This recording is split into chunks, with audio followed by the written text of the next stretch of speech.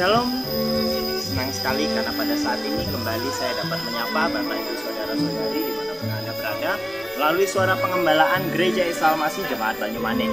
Dan pada saat ini saya berada di daerah Ngrembel, di mana ini merupakan salah satu objek wisata yang berada di daerah Gunung Pati. Dan ketika kita melihat ada juga di beberapa tempat, khususnya baik di Jawa maupun juga di luar Jawa, ada berbagai tempat sumber daya alam yang akhirnya dikembangkan untuk menjadi tempat wisata, dan itu menjadi sebuah yang mendatangkan income bagi masyarakat yang ada bahkan daerah, dan juga memberikan penghiburan bagi setiap orang yang datang ke tempat itu.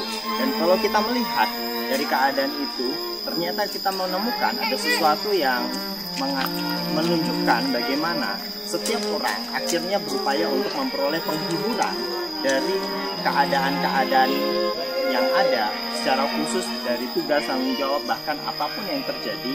Bahkan juga tidak sedikit orang berupaya untuk memperoleh pemulihan dalam setiap keadaan-keadaan yang terjadi. Karena tidak dapat dipungkiri bahwa kehidupan kita ada tantangan, ada persoalan, dan tidak sedikit orang yang akhirnya kehilangan pengharapan dalam menjalani kehidupan. Oleh sebab itu, bagaimana sikap kita sebagai orang-orang percaya? Apakah kita sama seperti orang-orang di luar sana yang tidak mengenal Tuhan, ikut kehilangan pengharapan ketika masalah persoalan terjadi di dalam kehidupan kita?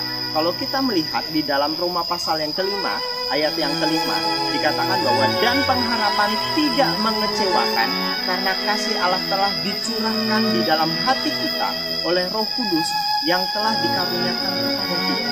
Artinya ada penghiburan, ada pengharapan yang Tuhan berikan ketika kita menghadapi setiap persoalan, dan itu tidak akan membawa kita kepada kekecewaan. Karena apa? Pengharapan di dalam Tuhan itu pengharapan yang mendatangkan masa depan yang penuh dengan harapan. Artinya ada sesuatu yang luar biasa yang Tuhan sediakan di dalam kehidupan kita.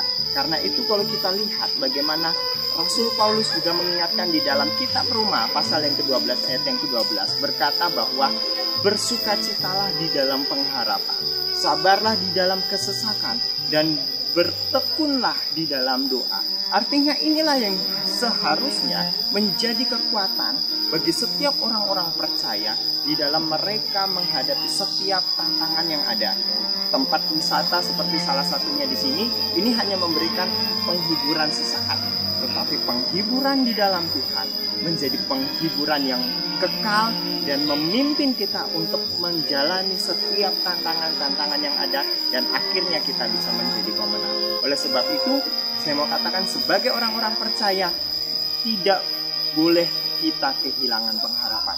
Karena pengharapan di dalam Tuhan tidak akan mengecewakan dan akan memimpin kita untuk akhirnya jadi pemenang.